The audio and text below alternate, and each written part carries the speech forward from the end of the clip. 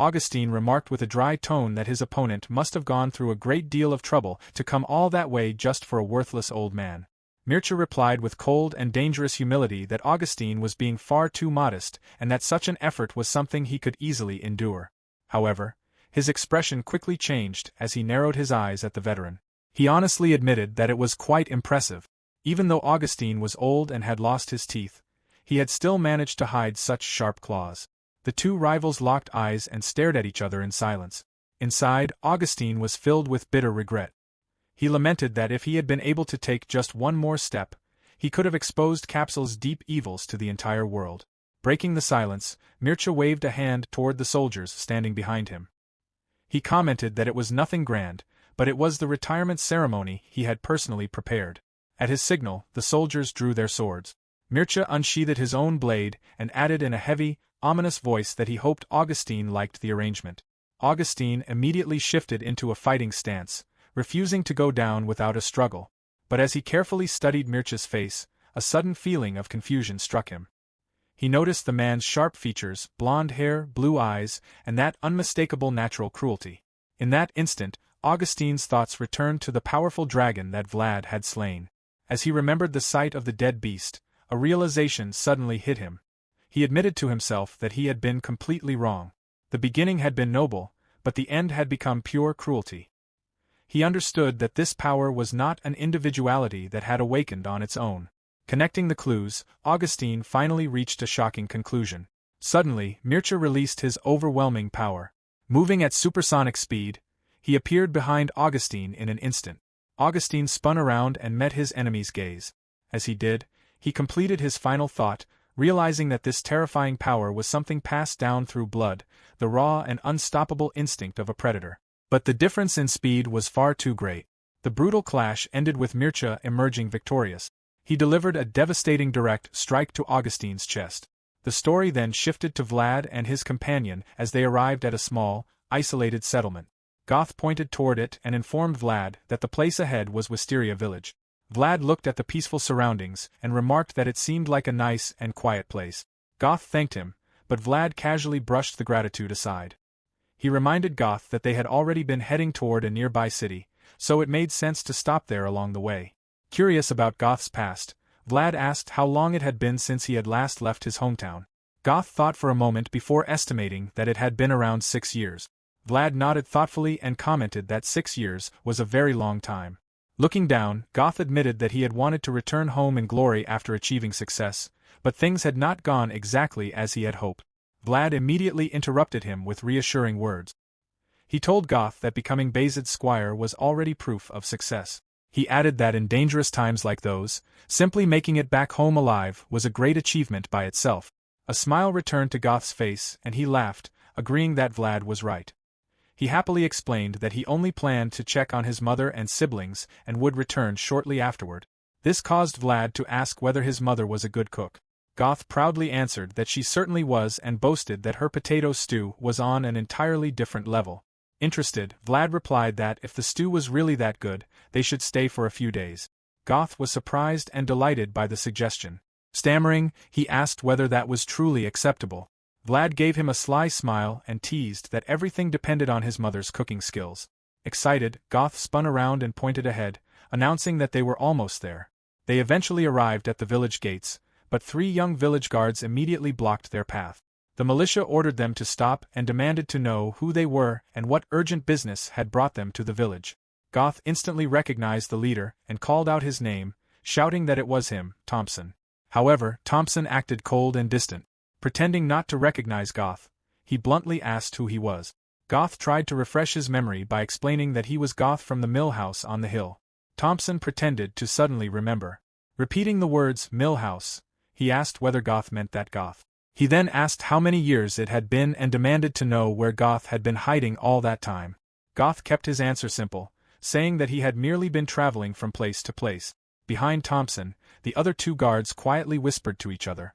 One asked who the traveler was, and the other explained that he was the second son from the mill house. The first guard quietly scoffed and dismissively referred to Goth as a half-wit. From atop his horse, Vlad noticed their suspicious behavior and heard every word. He thought to himself that a homecoming after 6 years felt surprisingly cold and realized that the villagers were not welcoming Goth at all. Thompson spoke again and addressed Goth. He stated that although he was glad Goth had returned after such a long absence, he expected him to keep a low profile and leave quickly. He warned him that the atmosphere around the village had become very restless recently. Caught by surprise, Goth nervously agreed and stammered that he would probably stay for only a day or two. The guard nodded dismissively and said that was acceptable. However, he instructed Goth to visit the village chief first and greet him before entering the village. Goth stepped through the gate and quietly agreed, saying that he would see them later if they had time. Vlad moved to follow him, but to Goth's complete shock, the guards suddenly stepped forward and blocked the knight's path. Thompson glared at Vlad and demanded to know his name and the reason for his visit. Panicking, Goth quickly interrupted and explained that Vlad was his honored guest. Thompson coldly replied that this was exactly why he needed to verify Vlad's identity. Goth loudly ordered the guards to move aside and allow Vlad to pass. However, Thompson refused to back down. Instead, he adopted a combat stance and pointed his spear directly at Vlad. He demanded once more that Vlad state his name. Vlad looked down at the spear aimed at him. Glancing toward Goth, he thought that any hope of a warm welcome could be forgotten. His squire was being openly looked down upon by mere peasants. A spark of pure anger ignited within him. His expression hardened into a terrifying glare, and he clicked his tongue in disgust. Instantly, the atmosphere became heavy, causing the guards to break out in cold sweat. In an ominous voice that seemed to echo through the air, Vlad introduced himself as Vlad, a knight from Bayzid. At the same time, he unleashed a crushing wave of hidden power directly at them. Coldly, he stated that he hoped someone as insignificant as Thompson would never again dare ask for his name. Even Vlad's warhorse reflected its master's anger, baring its sharp teeth aggressively at the frightened guards. The 3 militia members began trembling violently. Under the overwhelming pressure of Vlad's aura, they felt completely suffocated and unable to breathe. After several agonizing seconds, Vlad finally restrained his power, allowing the guards to gasp desperately for air. He glared down at them and ordered that if they understood their place, they should clear the path immediately. Terrified beyond reason, the guards hurriedly bowed their heads. Stuttering, they apologized repeatedly and begged for forgiveness. With the road finally open, Vlad rode majestically into the village. As they traveled through the streets, an embarrassed Goth turned to Vlad and apologized.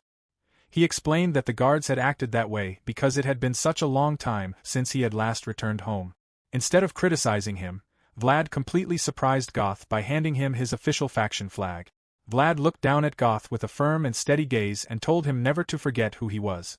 He reminded Goth that he was no longer a wandering mercenary or a simple stable hand. Now, even the smallest thing he did carried great importance. Vlad stressed that Goth bore the serious responsibility of being a Bayzid squire. Understanding the weight of his lord's words and recovering his determination, Goth straightened his posture and declared that he would lead the way for Sir Vlad. Filled with renewed pride, the two of them walked deeper into the settlement. Meanwhile, the scene shifted to the village chief's manor. After receiving an urgent report about the newcomers, the village chief gasped in surprise and asked whether the second son from the mill house had truly returned. The informant nervously nodded and confirmed that it was true. He added that people around the village were saying that Goth had somehow become the squire of a real knight. Sitting beside the chief, an arrogant young man burst into mocking laughter. He dismissed the idea of Goth being a squire and asked his father whether he actually believed the words of a known fool. The informant cautiously replied that although the story sounded suspicious, the traveler might truly be a knight. He explained that the militia had reported an unusual and frightening atmosphere around the front gate. The village chief rubbed his chin thoughtfully and remarked that Goth had chosen a strange time to return home with a powerful knight, especially when the area had been so unsettled lately. The informant continued feeding the chief's concerns. He warned that nobody knew what sort of trouble Goth might cause again and suggested sending a mercenary group to keep a close watch on them. He reminded the chief that a mercenary company sent by Baron Rosmiths was currently staying within their territory. Hearing this, the chief's son slammed his hand onto the table and angrily told the informant to stop speaking nonsense. He argued that using an elite mercenary group to watch someone as insignificant as Goth would make the Baron think his father was incompetent. The village chief thought about it for a moment and agreed that there was probably no need to bother the Baron over such a minor issue. Taking advantage of the moment, The son turned toward his father with a cruel smile and quietly requested that the entire matter be left to him. His eyes shone with malicious intent as he revealed that there was something he fully intended to take back from that bastard. The scene then returned to Goth's home. Goth's mother apologized to Vlad for showing him such an unpleasant side of the family during their first meeting. Goth immediately asked why everyone was crying so much. Dark circles were visible under both mother and son's eyes, and Goth's words instantly brought back a memory for Vlad. He remembered the emotional reunion with his own mother and recalled how both of them had cried uncontrollably that day. Watching the scene, Vlad silently thought that Goth had actually been the first one to cry. Goth's mother apologized for the simple meal and wondered whether it would suit the refined tastes of a knight. She added that if they had received advance notice of his arrival, she would have at least prepared some meat. As she spoke, she placed a steaming pot of potato stew in front of him. Vlad warmly assured her that it was more than enough. He explained that he had spent the past several days eating nothing but tough jerky, so he was extremely happy to finally have warm food. He sincerely thanked her for the meal. The moment he took a bite, genuine surprise appeared on his face. Seeing his reaction, Goth proudly asked whether he had been right about his mother's potato stew being on a completely different level. His mother immediately scolded him and asked whether that was any way to speak to an esteemed knight. However, Vlad's face brightened with happiness, and he agreed that Goth was completely right. The stew truly was delicious. Overjoyed, Goth's mother thanked Vlad and then turned back to her son. She expressed her relief and pointed out that although he had never contacted them, he had arrived just in time for his sister Mari's wedding. Goth nearly jumped in shock and asked whether Mari was really getting married. His mother nodded and asked whether he could stay long enough to attend the wedding or whether he and Vlad needed to leave immediately. Goth hesitantly looked toward Vlad and stumbled over his words, but Vlad stepped in with a reassuring smile and stated that they would be able to enjoy the delicious stew for a few more days. Both Goth and his mother were delighted and repeatedly thanked the knight. His mother insisted that Vlad eat more since she had prepared plenty of food, while Goth eagerly requested a second serving for himself as well. Some time later, Vlad took his horse out onto a stretch of lush green grass. He remarked on how quiet the place was. From a nearby hill, he looked down at the village. The area appeared well maintained, and the villagers did not seem to be suffering from any obvious problems. However, his expression gradually became serious. He wondered why the villagers appeared strangely tense and noted that the local militia seemed unusually large for a settlement of that size. The sight reminded him of Thompson's earlier warning to Goth. Thompson had advised Goth to keep quiet and leave soon because the atmosphere around the area had been restless recently. Narrowing his eyes, Vlad quietly concluded that something dangerous was definitely brewing. As he remained lost in thought, a sudden noise shattered the silence. Both Vlad and his horse immediately turned toward the sound and spotted a group of men marching directly toward them. Vlad let out a heavy sigh and thought that Goth must have truly earned their hostility to receive such an enthusiastic welcome. The group was led by Thomas, the village chief's son, who was heading straight toward Goth's house with a crowd of heavily armed men. Stopping in front of the door, Thomas shouted Goth's name and demanded to know how he dared return after running away in the middle of the night like a worthless debtor. He ordered Goth to come outside unless he wanted to be beaten like a dog and dragged through the street. The door opened and Goth stepped outside. He complained about how noisy they were and remarked that he had just enjoyed his mother's cooking and had been about to go to sleep in a good mood.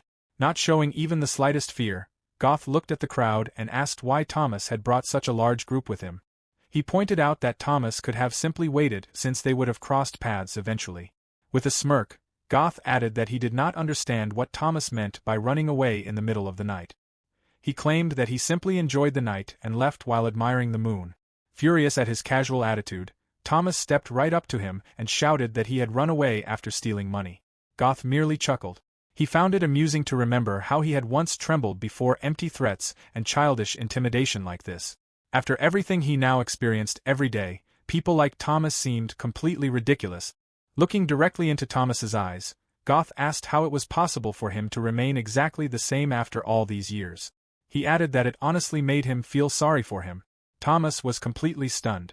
Behind him, his followers began whispering among themselves. They wondered whether Goth had always been like this. They noted that his entire presence had changed and remembered that he had once been unable to even meet Thomas's gaze. Outraged, Thomas demanded to know whether the fool had completely lost his mind. Goth remained calm and told him to relax before his eyes popped out of his head. He then offered to repay the money immediately and asked for the total amount, including all overdue interest. Thomas hesitated before claiming that the debt was 1 gold and 50 silver coins. A moment later, he changed it to 2 gold coins. Before he could finish speaking, Goth threw a pouch of coins directly at him. Turning around and heading back toward the house, Goth casually remarked that he had even included extra money. In return, he wanted them to make sure their paths never crossed again. Absolutely furious, Thomas called him a bastard and threw the pouch back at him. He demanded that Goth take it back and questioned what kind of filthy money it was. He accused Goth of obtaining it by scamming someone, just as his father had supposedly done. The moment Thomas insulted his father, Goth's blood began to boil. Veins bulged on his forehead as anger surged through him. Thomas continued mocking him. He ridiculed Goth for bringing some kind of fake knight with him this time and sarcastically pointed out that the man was even carrying a fancy banner. Goth was furious and warned Thomas to shut his mouth. He said that if Thomas kept talking nonsense, he would not be able to deal with the consequences. Thomas scoffed and shot back that Goth was the one who would not be able to handle things once his pathetic act was exposed.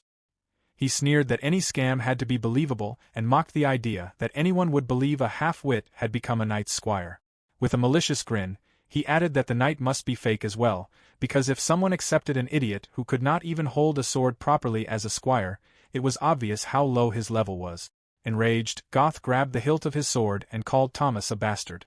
Thomas rested his axe on his shoulder and mocked the half-wit for trying to act tough. At that moment, Vlad arrived from behind and casually referred to Thomas as nothing more than a thug. As he walked toward them, he remarked that the situation felt strangely familiar and almost made him nostalgic. He jokingly wondered if he had somehow returned to his own hometown.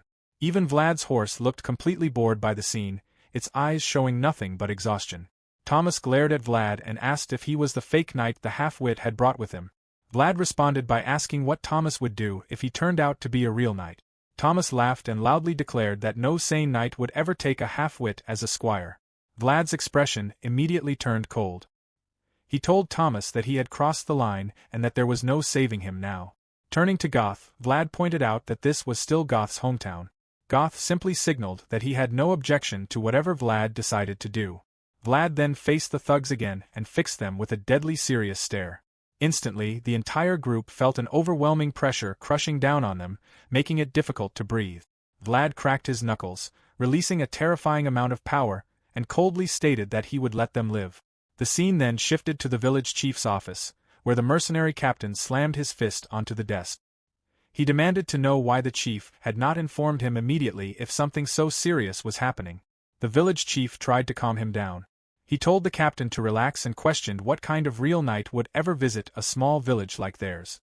He added that since Goth had been the one to bring the knight, there was no way that boy was capable of recruiting a genuine knight. The captain glared at him and reminded the village chief once again that the security of the village was entirely the responsibility of the Thorn Tree mercenaries. He warned him never to forget that this was the Lord's direct order. The captain was none other than Stefan of the Thorn Tree mercenaries. Giving in, the chief agreed that he would inform Stefan first from now on. He also mentioned that his son had already gone to investigate the situation and that they would receive news soon. Stefan thought to himself that this was the very first mission at their new post. If things went wrong from the beginning, they might end up wandering around looking for work once again. Because of that, he absolutely needed to impress the Lord through this assignment. Suddenly, a terrified villager burst into the room and shouted to the village chief that there was a huge problem. He reported that the fake knight might actually kill Thomas. Everyone froze in shock. The village chief immediately screamed for the militia to be called at once. He swore that if anyone so much as touched a single hair on his only son's head, they would pay for it. At that very moment, painful screams echoed from somewhere in the distance. Stefan cursed inwardly. He realized that everything had gone terribly wrong before they had even been able to act. Jumping to his feet, he ordered his men to move out immediately. Inside, he seethed with anger and swore that whoever this bastard was, they would deeply regret interfering with his livelihood. However, the moment they arrived and saw who was there, they froze in complete shock. They knew exactly how terrifyingly powerful Vlad was because they had worked with him before. Vlad looked perfectly cheerful, and even his horse appeared satisfied. Thomas, on the other hand, looked utterly miserable. He had a bloody nose, a swollen black eye, and was being dragged along by Vlad and his mount like a tightly packed sack of potatoes. Stefan and his men stared in complete disbelief. In their minds, they silently screamed in confusion, wondering why Vlad was the one emerging from that place.